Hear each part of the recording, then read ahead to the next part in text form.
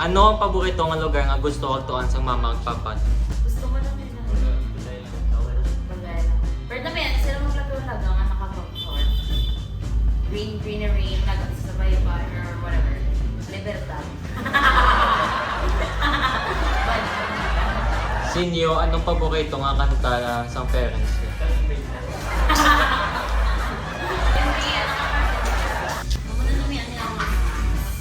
Ano mo nga ginapakaon sinyo sa bata ko? Last one in general. Ikaw doon.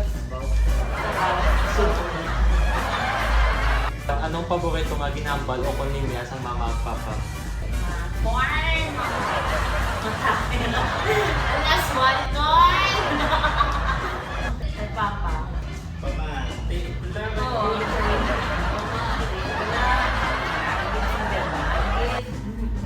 Ano ginay mo sa parents niyo para maka-relax o kung mawalang stress?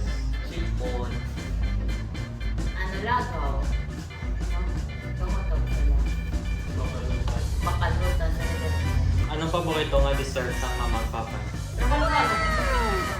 Anong paborito nga hobby sa mama at papa niyo? Magluto. Yung mga hinos.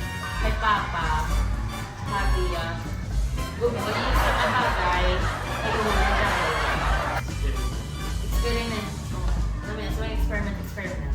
Anong pagkaon nga allergy sila?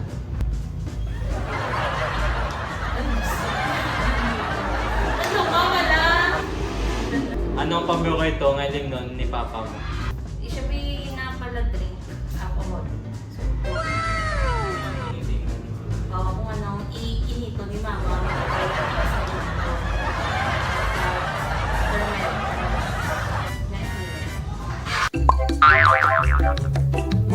Sino ang mas stricto?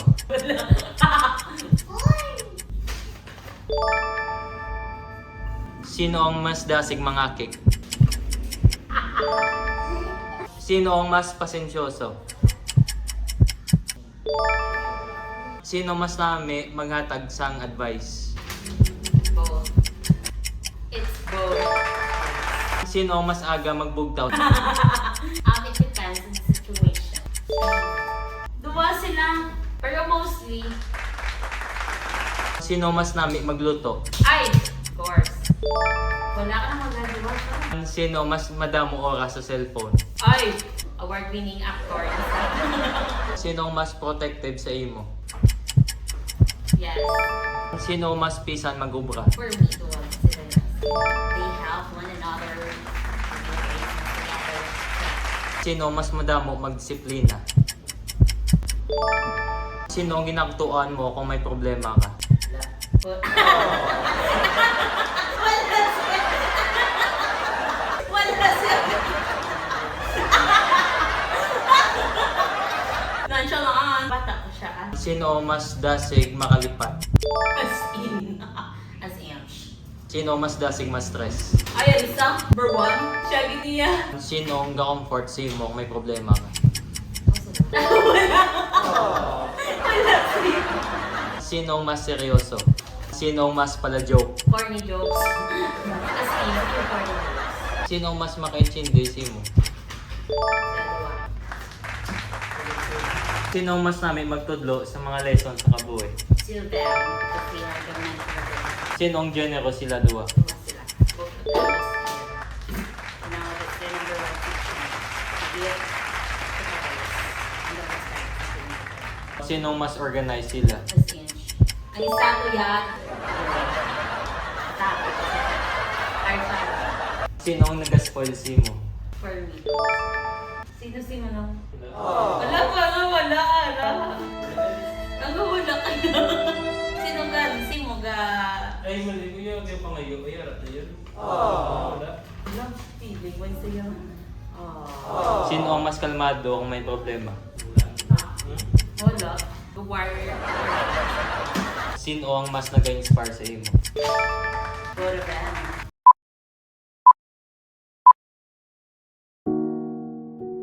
Mapabugal lang gid guro ang napatapos ko. Ara na gid sa italita lang sitwasyon ko nga daw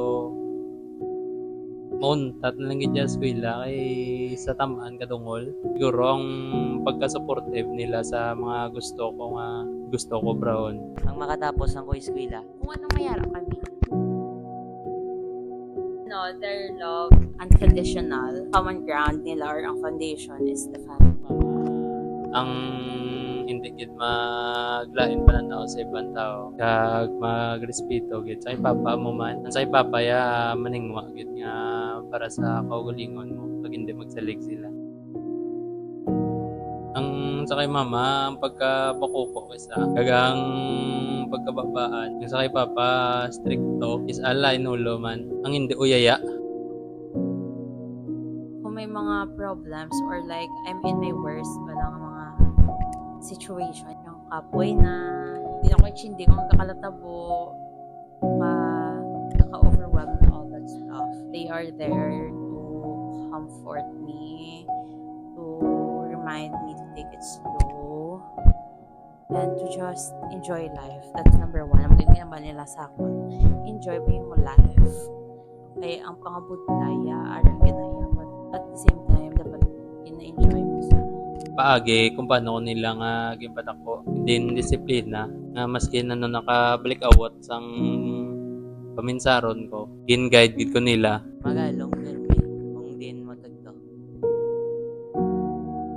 ang pamatasan gid kagang pagstorya mo sa tao nga maski hindi mo kilala hindi agad magtulok nga mas nubo ng tao simo kundi paminsaron mo nga mas taas na simo kag dapat respetuhon mo gid maski sino pa.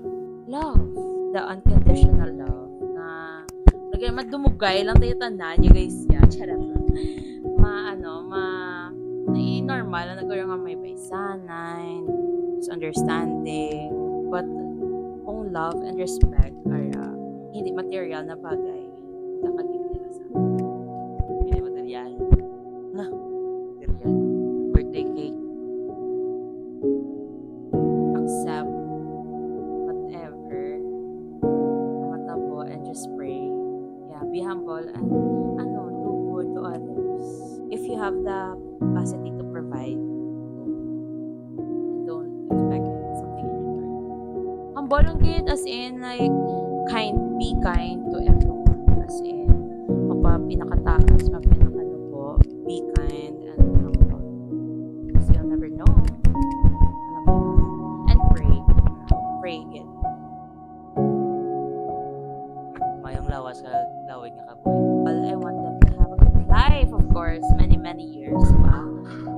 Labot, pata sa 50 kag 75 years. Pero yes, more years. And good health. Life just of nang nalagaw sila. Mahimo nilang wala nila na yung sa una. Mahimo nilang wala nila sa una. Basta mahimo nila kung ano nila gusto.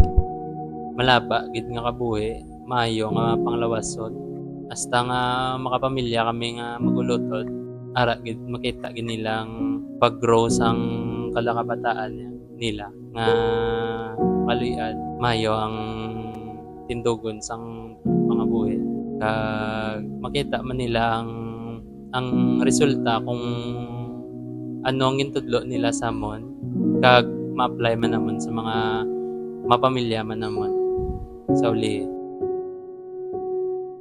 Mapa, 25 years na mo. Salamat gid sa tanan halin sang pagbunagid sa amon hasta nga amon nga sitwasyon subong. Kag kabay pa maglinong ang balay. Salamat. Happy 25th anniversary, Mapa. And sa 25 years nyo, first, I wanna thank you for everything. Literally everything that you have done. Samon, tatlo kami mag-utol sa aming family. Sorry sa pasaway ko kag sa lateness ko. Yes. Always awardaan kay Lady Kuya Bermy. Yaga na po sila na lang ng gasagasakan. Kag sorry kung kabalo na ka mo. Nakakita nyo nga kapoy na kuberga Chico Japon. And then ka-support ka mo Japon. So sorry kay bisa naman na. And I'm grateful for your life. Nataga mo sa one nga as parents. Pero for me, you guys are the best. siya nga like himuon yung tanan para sa mo. Just wanna thank you for holding on to life. Kaya ang I know nga kapakabakod ka mo tungod sa mo. Okay, happy 25th anniversary, Modern Photo. You the best girl ever.